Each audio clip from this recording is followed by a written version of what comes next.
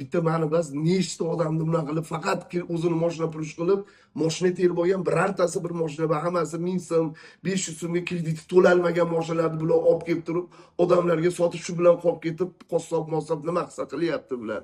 O'shuning uchun bir chiqib aytganimki bular xo'p mani shunaqa qilib boshqalarni ham shunaqa qilmasin deb. Mag'furov Ulug'bek Farg'ona shahrida yashayman.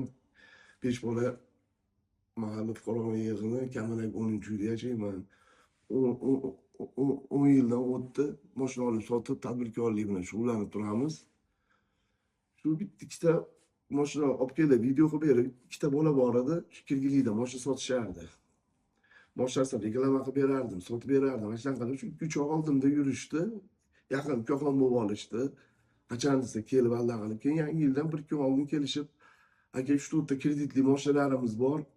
Kredit to'lamasa mibga chiqib ketadi. Bu meni yurgan mashinamiz aka o'zizga sotib 15 kun qaytarib, yana o'zlaringdan qaytarib sotib olardim dedi. Mashina pulishda shunaqa nima bor. O'ziga sotib turib, yana 10 kundan yana qaytarib savdo qilib sotib oladi. 3000 pul so'radi, 3000 yo'q dedim, 2500 pul olib beraman birovdan ayol kishidan dedim. Shu olib kirdi, video qilindi. Videoda shu mana 29-nima 15 kundan yana qaytarib bunchaga sotyapman, 2500 ga yana qaytarib sotib olaman deb chiqib ketishdi. 15 kun o'tdi, 20 kun o'tdi. Yo'q ularni men uyini ham bilmayman. Men Mag'loli bolalar sanab Mag'loli emas ekan. Keyin mashinani baraka qilib menga sotib ketishdi. Sotgan davrda texpasportni qo'yapman, texpasportni ham qo'ymagan ekan. Mashina 15 kun bo'ldi. 20 hozirgacha men achish bolalarda hali mana shu Baxtiyor deganini bir marta ham ko'rganim yo'q. Internetda yozadi, internetda. Xullas pulni olib ketishdi, mashina qolib ketdi 2 oy davomida. Keyin bunga yaqin bo'lgan bittasi telefon qilib, aka hali sizga mashina qo'yganlari kreditli ekan, egasi bilan borib olib chiqib ketamiz deyapti, hatto olib chiqib qo'ying deyishdi. Keyin xullas attan joyini o'zgartiryapti, mashina parkovkaga tushib qolyapti. Texpasportsiz parkovkadan olib chiqilmadi Urjuzani oldida. Texpasport bular dedi. Keyin bular parkovkadan olib chiqib ketishdi. O'sha kuni menga telefon qilishdi, aka mashinani parkovkaga tushirib qo'yibsiz-ku deyishdi. Shu 11-chislo kuni borsam kamerani ko'tarib turuvdik, falshifkalik qog'oz yozdirib, nimaga eshik tagidan olib chiqib, xullas mashinani olib chiqib ketishgan. Uning ichida bu kreditli mashina bo'lgan, egasini topib, nima bo'yicha qildim, u Qo'qon tarafdan bitta ukani mashinasi ekan. Keyin shu bolalar rasmini jo'natingchi dedi, ukasini jo'natsam, mana soqolligini taniyman, aka mana shu olib ketgan mendan mashinani dedi. Men mashinani parkovkadan ham olganim yo'q. Aka qanaqa ariza bo'lsa yozaman, bular mendan mashina olib ketib yo'q qilib yuborishgan dedi.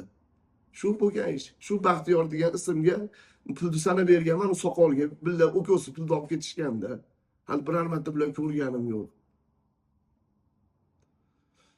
Sutxo'rman bir ikkitasiga aldaqa debdi, juda noto'g'ri. O'z videosida ham bor, o'zi mashina baraka qilib sotyapti, baraka qilib yana qaytarib sotib olaman deyapti. Mashina pulishda shunaqa bor, bir-biriga mashinani qo'yib turadi.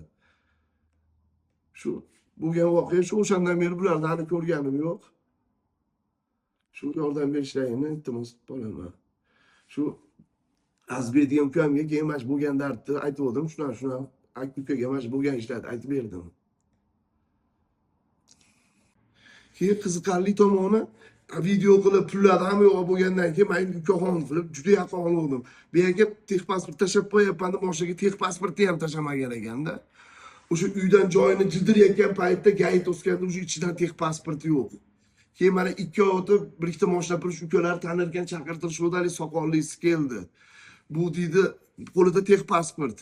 Texpasport bularda qolganda, texpasportsiz mashinani olib qo'yganda borganmiz gayiga, texpasportsiz chiqmaydi mashina deyishgan. Mashina o'shancha qolgan, texpasport bularda edi.